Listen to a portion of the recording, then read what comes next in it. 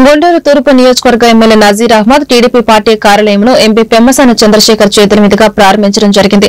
ఈ సందర్భంగా వారు మాట్లాడుతూ గుంటూరు తూర్పు నగర ప్రజలందరికీ ఏ సమస్య ఉన్నా నా దృష్టికి తీసుకురావాల్సిందిగా కోరుతూ, అలాగే గుంటూరు నగరాన్ని గత ప్రభుత్వంలో ఆగిపోయిన శంకుస్థాపన చేస్తూ సైడ్ కాలువలు మరియు ఓవర్ బ్రిడ్జెస్ పనులన్నీ వేగవంతం అభివృద్ది పాదంలో దూసుకు వెళ్తున్న మన కేంద్ర మంత్రి ఎంపీ పెమ్మసాని చంద్రశేఖర్ అండతో మన తూర్పు నియోజకవర్గం మరింత అభివృద్ది చేద్దామని అన్నారు. ఈ కార్యక్రమంలో టీడీపీ కార్పొరేటర్స్, కూటమి ప్రభుత్వ నాయకులు, కార్యకర్తలు పాల్గొన్నారు.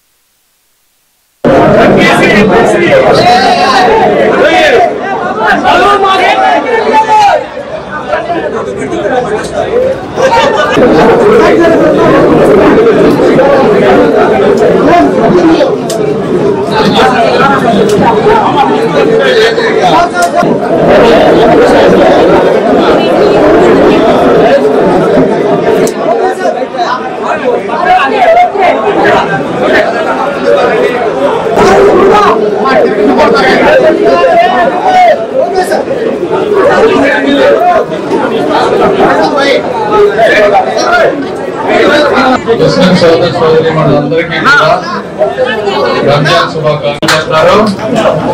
ఆయన ఆలోచనలకు తగ్గట్టుగానే ఇది చాలా మోడర్న్ గా ఉంది. ఆఫీస్ కూడా వెరీ గుడ్, బాగుంది. కార్యకర్తలు ఉత్సాహం చూస్తా ఉంటే కూడా చాలా ఆనందంగా ఉంది.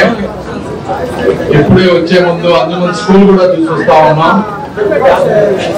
ఆ స్కూల్ కూడా అంతకు ముందు గత ప్రభుత్వంలో పిల్లలకి స్కూల్ ఫీజులు తీసుకునే వాళ్ళంట.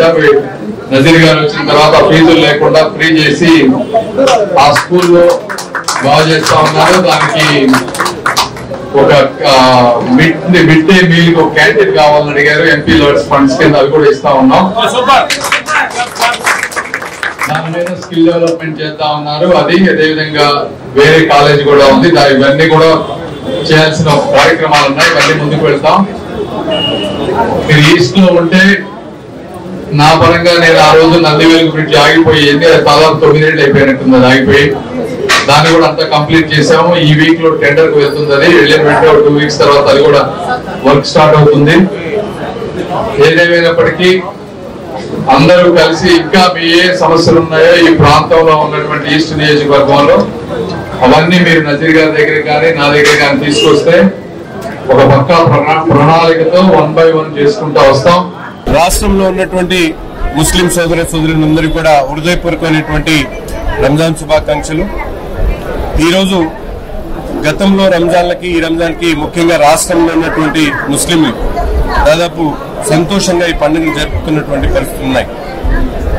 ముఖ్యంగా ఎందుకంటే ఈ మంచి ప్రభుత్వంలో చెప్పినటువంటి మాట ప్రకారం అనేక కార్యక్రమాలు ముందుకు సాగుతున్నటువంటి పరిస్థితులు ఉన్నాయి.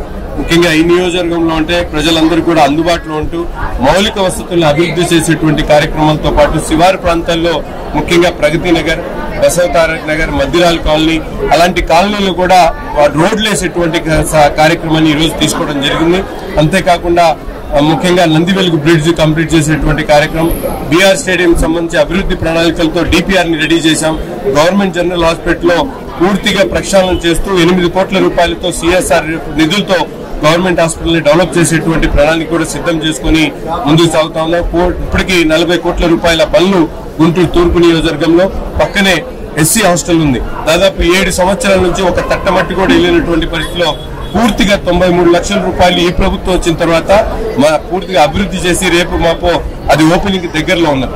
ఇటువంటి కార్యక్రమాలు అంగన్వాడీ సెంటర్స్ ని డెవలప్ చేశాం. వాళ్ళకి కావాల్సినటువంటి మౌలిక వసతులు కల్పిస్తా ఉన్నాం.